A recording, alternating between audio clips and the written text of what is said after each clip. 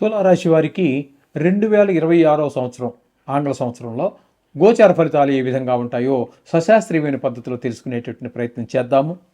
ఇక్కడ ఈ తులారాశి వారికి పంచమ స్థానంలో రాహుగ్రహ సంచారం 11 నెలల 6 రోజుల పాటు జరుగుతోంది. అలాగే ఆయన వక్రగతిలో సంచారం చేస్తారు కాబట్టి పంచమ స్థానం నుంచి 4వ స్థానంలోకి వచ్చి ఒక 25 రోజుల పాటు సంచారం చేస్తూ ఉన్నారు. ఇక్కడ చెప్పాలి అన్నట్టయితే రాహుగ్రహం 5వ స్థానంలో సంచారం చేసేటటువంటి 11 నెలల 5 రోజులు, ఈ 5 రోజులు కూడా సంతానం మీద దుష్ప్రభావం చూపిస్తుంది. విద్య విషయంలో కావచ్చు, లేదు ఏదో ఉద్యోగం చేసుకుంటున్నాడు అనుకుందాం, పిల్లవాడు ఇంకా పెళ్లి కాలేదు, పెళ్ళి అయితే వాడి పాటికి వాడిని వదిలేయచ్చు, వాడి జాతకం అక్కడికి అది అవుతుంది. ఇక్కడ ఇంకా మీతోటే ఉన్నాడు, మీ మీద ఆధారపడే ఉన్నాడు, మీ సలహా తీసుకుంటున్నాడు. ఈ విధంగా ఉండగా అట్లాంటి వాడికి ఈ సంతానం మీద ఆ ఉద్యోగంలో డిస్టర్బెన్స్ రావటము ఇట్లాంటివి కూడా జరిగే అవకాశం ఉంటుంది. విద్య చదువుకుంటున్న వాడైతే విద్యలో అవరోధాలు ఏర్పడే అవకాశం ఉంటుంది.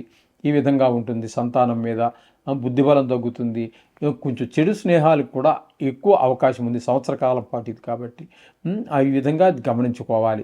తదుపరి ఒక 25 రోజులు మాత్రం చతుర్థ స్థానంలో, ఈ చతుర్థ స్థానంలో ఉన్నప్పుడు విద్య విషయంలోను, భూమి విషయంలో, గృహ విషయంలో, వాహనాల విషయంలో కొన్ని ఇబ్బందులు పెడతాడు.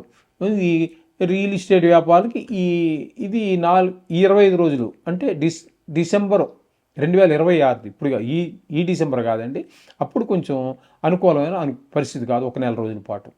ఓకే. ఇకపోతే శని భగవానుడు 6వ స్థానంలో సంచారం చేస్తూ ఉన్నాడు. 6వ స్థానంలో శని భగవానుడు చాలా చక్కటి ఫలితాలన్నీ సంవత్సరం మొత్తం అంతా కూడా అక్కడే ఉండి మంచి సుఫలితాలు ఇస్తూ ఉన్నారు. ఆయన ఏంటంటే శని భగవానుడు ఆరోగ్యాన్ని ప్రసాదిస్తాడు ఇక్కడ మీకు. అలాగే అప్పులుంటే తీర్చేయగలుగుతారు. మీకు అప్పు కావాలంటే అప్పు పుడుతుంది. ఆ పుట్టినటువంటి అప్పు కూడా మీకు సద్వినియోగం అవుతుంది. ఏ విధంగా చూసినప్పటికీ కూడా మీకు ఆయన మంచి పేరు ప్రఖ్యాతులు వస్తాయి. ఆయన ఏ విధంగా చూసినా మొత్తం డబ్బులకి ఇబ్బంది ఉంటుంది. మీరు అప్పు ఇవ్వాల్సి ఉంటే ఇచ్చేయగలుగుతారు. అప్పు కోసం ప్రయత్నిస్తే మీకు అప్పు దొరుకుతుంది. తద్వారా మీకు ఆర్థికంగా ఏ విధంగా ఇబ్బంది లేకుండా కూడా చూస్తాడు ఆయన. ఈ విధమైన ఫలితాలని శని భగవానుడు. అలాగే ఇక భాగ్యస్థానం గురువు యొక్క సంచారం తీసుకున్నట్టయితే గురువు 3 రాసుల్లో అంటే మిథున, కర్కాటక, సింహ 3 రాసుల్లో సంచారం చేస్తూ ఉన్నారు. ఆయన ఉన్నటువంటిది జనవరి 1 నుంచి జూన్ 1 వరకు, అంటే సుమారుగా కాదు 5 నెలలు, 5 నెలల పాటు ఆయన భాగ్యస్థానంలో గురు సంచారం చాలా మంచి ఫలితాలు ఇస్తుంది. ఏ విధంగా అంటే మీకు గుళ్ళకి వాటికి వెళ్ళగలుగుతారు. అలాగే తండ్రి గారి ఆరోగ్యం బాగుంటుంది. పెళ్ళి కానటువంటి వారు ఎవరైనా ఉన్నట్టయితే వారికి పెళ్ళి కుదరటమో పెళ్ళి అవ్వటమో ఖచ్చితంగా జరిగే అవకాశం గోచార రీత్యా భాగ్యస్థానంలో గురు సంచారం ఒక సరి అయిన వివాహ సమయంగా కూడా ఉంది. ఒకవేళ వివాహం అయిపోయి ఉన్నట్టయితే వారి మధ్యన అన్యోన్య దాంపత్యం జరుగుతుంది. ఈ విధంగా భాగ్యస్థానంలో ఉన్నప్పుడు తదుపరి 5 నెలలు అయిపోయిన తర్వాత ఆయన జూన్ 1వ తారీఖు నుంచి అక్టోబర్ 10 వరకు, అక్టోబర్ 30 వరకు 10వ నెల అక్కడ మీకు దశమ స్థానంలో సంచారం చేస్తూ ఉన్నారు. దశమ స్థానంలో సంచారం అనేటటువంటిది ఉద్యోగపరమైన చిక్కులన్నీ ఏర్పాటు చేస్తూ ఉంటాడు, ఇబ్బందులు పెడుతూ ఉంటాడు. మీకు శ్రమకు తగినటువంటి ఫలితం దొరకకపోవటము, అలాగే వృత్తిపరమైన వ్యాపారపరమైన ఇబ్బందులన్నీ కలుగుతూ ఉంటాయి. మరి వ్యాపారం జరగకపోతే ఆదాయం రాదు కదండి. అలాగే గవర్నమెంట్ ఉద్యోగమే అనుకోండి, అక్కడ కూడా ఏవో రాజకీయాలు, మనకి ఇష్టం లేనటువంటి ప్రదేశానికో లేకపోతే దూర ప్రదేశాలకో ట్రాన్స్ఫర్ అయిపోవటము, లేదా ఏమీ దొరకనటువంటి పల్లెటూరులకో లేకపోతే మరి అరణ్యాలకు దగ్గరగా ఉండే ఊర్లేవో ఉంటుంటాయి, అటువంటి దగ్గరికి, లేకపోతే వేరే స్టేట్లలో మనకు ఆ భాష రాదు అటువంటి దగ్గరికి ట్రాన్స్ఫర్లు అవ్వటం, ఇట్లాంటివన్నీ మొత్తం మీద ఉద్యోగపరమైన చిక్కులు ఖచ్చితంగా ఉంటాయి. వృత్తి కావచ్చు, అది వ్యవసాయం కావచ్చు, ప్రతి వారు ఏదో వ్యాపారం వ్యవసాయం చేస్తూనే ఉంటారు కదా, వారందరికీ కూడా వృత్తిపరమైన ఇబ్బందులు కలుగజేసే అవకాశం ఉన్నది 5 నెలల పాటు. Okay. June, July, August, September, October అక్కడ వరకు.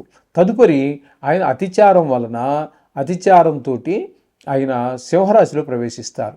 ఈ సింహరాశిలో 2 నెలల పాటు ఉంటారు. ఇక్కడ ఈ 2 నెలలు ఏకాదశి స్థానం కాబట్టి ధనానికి లోటు రాదు.